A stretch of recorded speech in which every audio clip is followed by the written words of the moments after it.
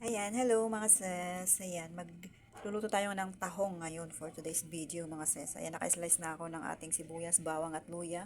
At meron tayong sayote dito. At tayong mabilahan ng papaya. Ito naman yung ating tahong. Katamtaman lang naman ang laki. Okay lang yan. Ngayon ay magtitinola tayo mga sis. Magtitinola tayo ng tahong.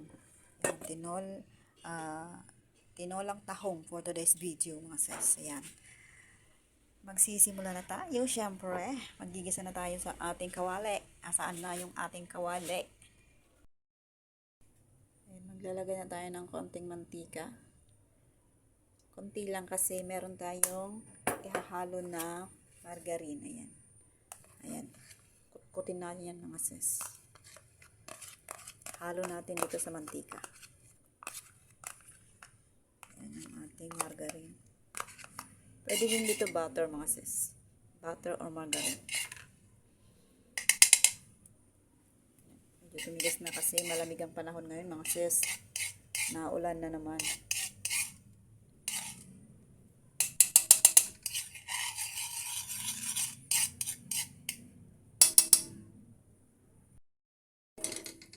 Ayan, lagay na natin yung ating luya.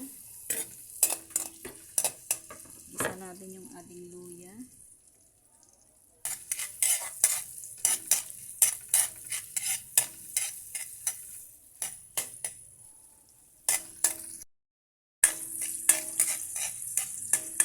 Ayan, after natin magisa to mga sis, sunod na natin yung ating sibuyas at bawang.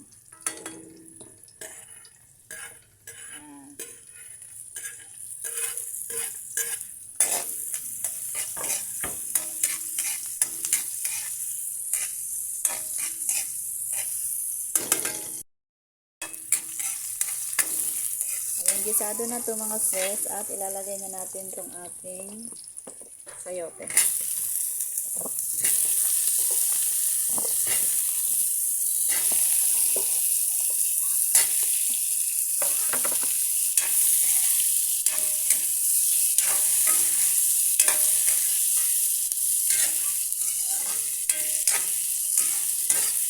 Tinola tayo mga sis. Ayan. Lalagay na din natin yung ating mga pampalasa. Natin yung pamintang buo. Lagyan natin ng konting magic sarap. And konting patis.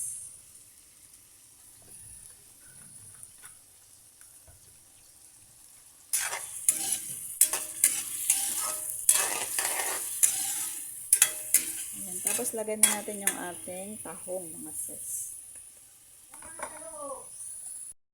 Lalagay na natin yung ating tahong. Tapos maliit ang ating lutuan.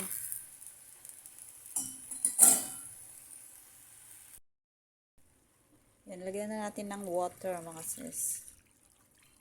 At ang ating kawali ay maliit.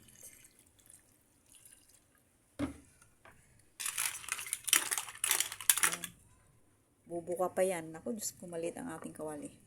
Ayan, lalagay ko na yung ating siling haba. Meron pa sana to lalagyan ko pa sana ng malunggay, dahon ng malunggay, kaso umuulan. Kaya hindi ako makakuha sa kapitbahay mga sis.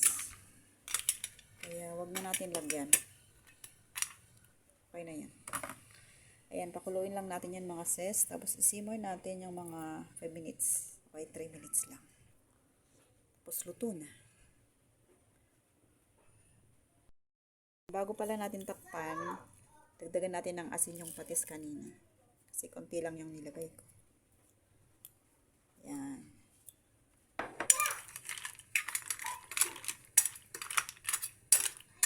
Ayan, takpan na natin mga sis.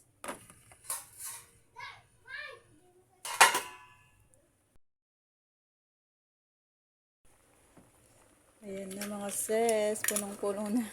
Ang liit yung ating kawali. Ayan.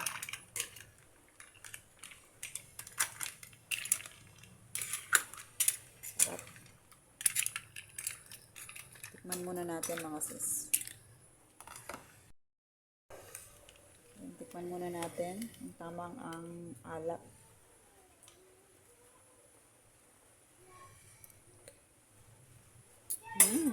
Sarap. Good. Luto na to mga sis. Ay. Patayin ko na ang apoy. At let's eat na. Yan. Kasi pag masobrahan to ng luto mga sis, mahuhulog yung mga yung laman ng tahong.